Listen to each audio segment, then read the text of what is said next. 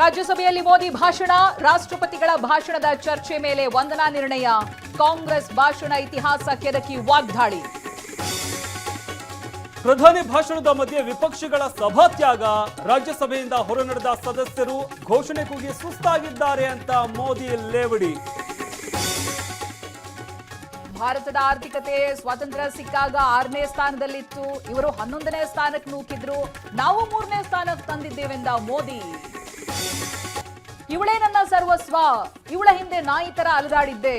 ಸುಚಿತ್ರಾ ಬಗ್ಗೆ ಕಮಲಾಕರ್ ಭಟ್ ಆಡಿದ ಮಾತುಗಳು ವೈರಲ್. ಜ್ಯೋತಿಷಿ ಕಮಲಾಕರ್ ಭಟ್ ಬಂಧನ ಪ್ರಕರಣ, ಸುಚಿತ್ರಾ ಪುತ್ರಿ ವಾಟ್ಸ್ಆಪ್ ಸಂದೇಶ ಟಿವಿ9ಗೆ ಲಭ್ಯ. ತಾಯಿ ಕಿರುಕುಳದ ಬಗ್ಗೆ ಉಲ್ಲೇಖ. ಡಿಕೆಶಿ ಭೇಟಿಯಾದ ಸತೀಶ್ ಜಾರಕಿಹೊಳಿ, ಇಲಾಖೆ ಕೆಲಸ ಅಂತ ಸ್ಪಷ್ಟನೆ. ಹೈಕಮಾಂಡ್ ಸಿಎಂ ಮಾಡಿದವರಿಗೆ ಜೈ ಎಂದ ಸಚಿವ. 19 ವರ್ಷಗಳಿಂದ ನಂಬರ್ 1 ಕರ್ನಾಟಕದ ಏಕೈಕ ಆಯ್ಕೆ ಟಿವಿ9. ಬಾರ್ಕ್ ರೇಟಿಂಗ್ ನಲ್ಲಿ ಕನ್ನಡಿಗರಿಂದಲೇ ಉತ್ತರ.